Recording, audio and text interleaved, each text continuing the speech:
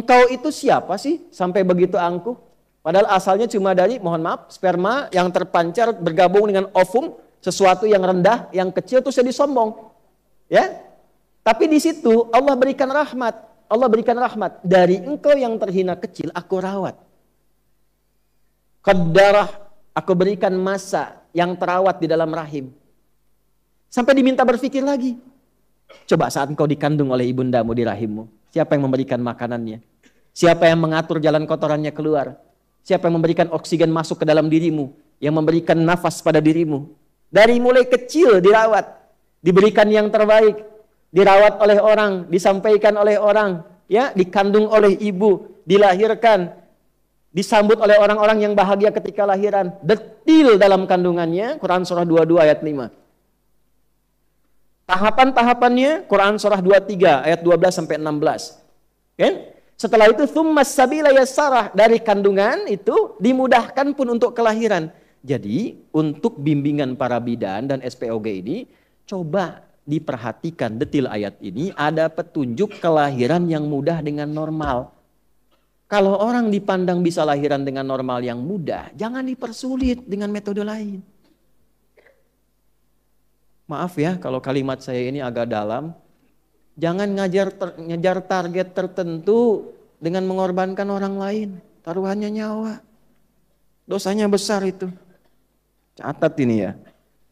Awas nih, SPOG kalau ditarget sama rumah sakit tertentu atau hal tertentu hanya untuk memenuhi kebutuhan obat, target ini terus melukai orang, itu dosanya luar biasa itu. Haram hartanya itu yang dimakan.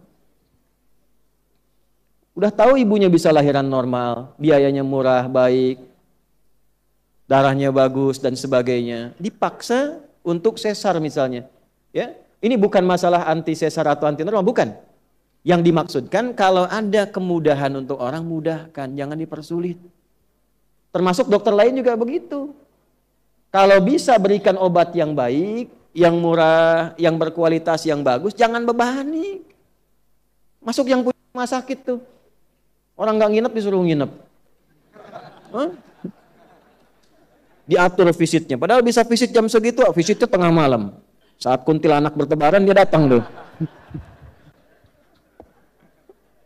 Jangan begitu.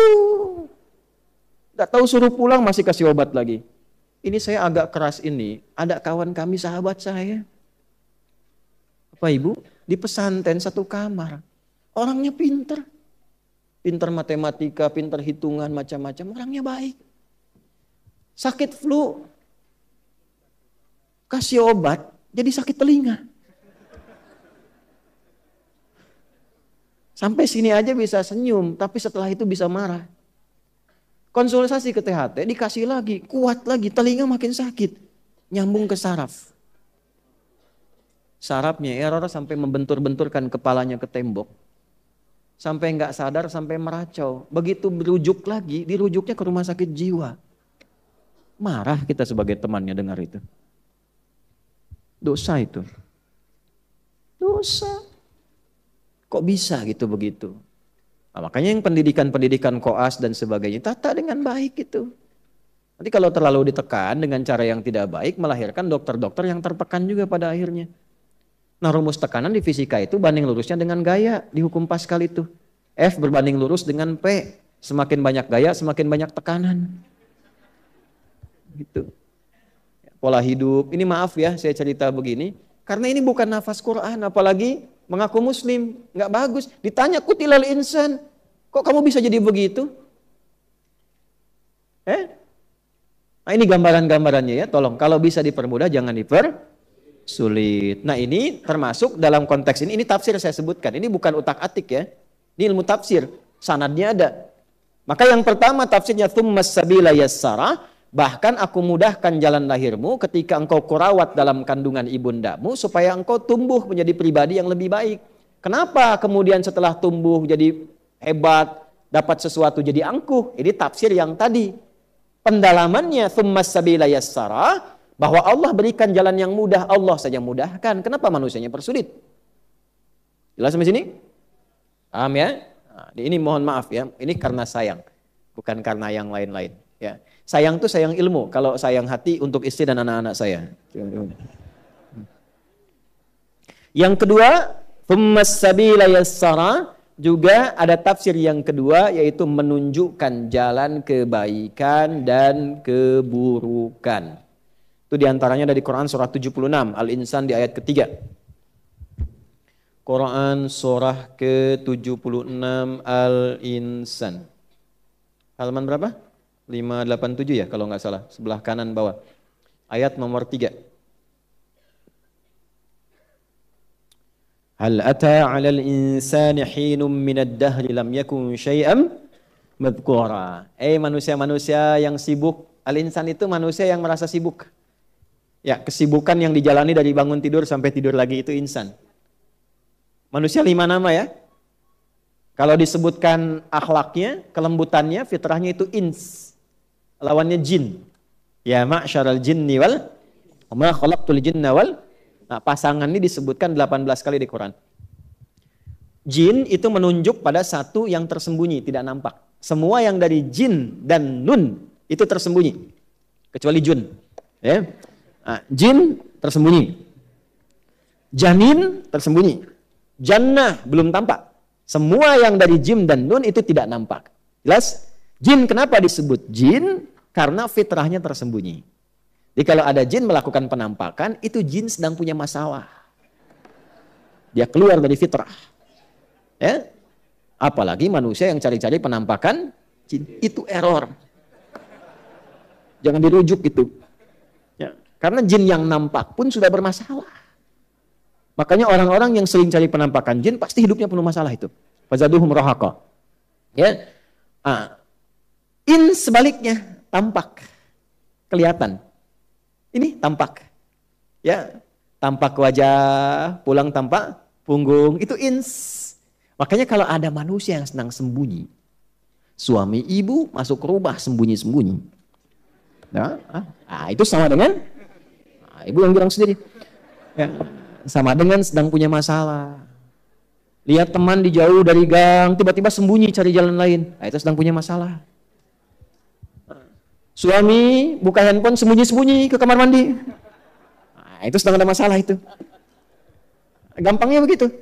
Tapi yang kedua, ins itu juga dari kata anisa, anusa, sesuatu yang lembut. Lembut, yang baik, yang ramah, yang sopan. Makanya dari lahir itu dengan kelembutannya disayang banyak orang, dari rahim siapapun. Masya Allah lucunya, lembut. Ya, dia tumbuh bergerak aja, jalan, ketawa orang. Dia senyum, kita ikut ketawa. Dia ketawa, kita makin ketawa. Fitrah, karena lembut. Ya kan? Dulu di TV-TV dulu, tahun 90-an, ada anak baru bisa berdiri, terus nyenggol pot neneknya yang vas bunganya itu paling dia sukai. Yang kalau kena sama anaknya, pasti kena marah anaknya. Tapi karena cucunya ini lembut, begitu disenggol, jatuh pecah, neneknya nggak marah. Malah neneknya ketawa dan mengatakan, cucuku sudah bisa berdiri. Masih ingat nggak Bu iklan itu tuh? Oh, maaf ya yang baru lahir sekarang nih. Wah itu zaman-zamannya TPI ada Benteng Takeshi itu soal Doraemon masih di RCTI lah dulu lah jam 7:30 itu. Setelah itu ada Power Ranger. Saya tahu aja itu. Astagfirullah. Nah balik. Sampai di mana tadi kita? Dragon Ball Suzuki Watanabe baru meninggal kemarin yang bikinnya. Ya. Kenapa nyampe ke situ? Antum nih gara-garanya nih. Ya. Jadi lembut, ins. Lawannya jin. Jin itu kasar, tidak harmoni. Makanya bisa dipastikan tidak ada orang kemasukan jin jadi lembut. Permisi Ustadz, mau ikut ngaji, sedang kemasukan jin itu mustahil. Nah, maksudnya begini. Kita itu tercipta lembut. Kenapa setelah tumbuh berkembang menjadi kasar? Antum tuh makhluk halus. Yang kasar itu jin. Makhluk halus. Kenapa mesti kasar? Kenapa kata-katanya harus demikian? Lembut kita, malu. Makanya kalau baca Quran tuh, baca itu malu, nangis kadang-kadang. Ya. loh kok saya ini kok makhluk lembut kok barusan bicaranya nggak bagus gitu, nggak enak. Malu sama Allah tuh, nangis saja kita ya Allah. Mudah-mudahan nggak berlebihan gitu ya. Nah, insan itu terkait dengan aktivitas yang sibuk, ya. Seringkali disindir, ditanya, kok sibuk tapi nggak punya manfaat. Manfaat itu disebut soleh namanya, amalnya soleh. Rugi orang hidup begitu. Wal 'asr, innal insana lafi khusr. Sungguh banyak orang sibuk tapi rugi. Illal ladzina amanu, kecuali orang yang menyibukkan dirinya dengan imannya, maka iman mengajak dia wa amilus, mengerjakan pekerjaan yang banyak manfaat. Jadi bekerjanya bermanfaat. Ya, bukan hanya ibadahnya. Interaksinya bermanfaat, di keluarganya bermanfaat. Terasa keayahannya bagi anaknya, terasa menjadi suami bagi istrinya, terasa jadi istri untuk suaminya. Manfaatnya ada. Terasa jadi anak untuk ibunya. Demikian seterusnya.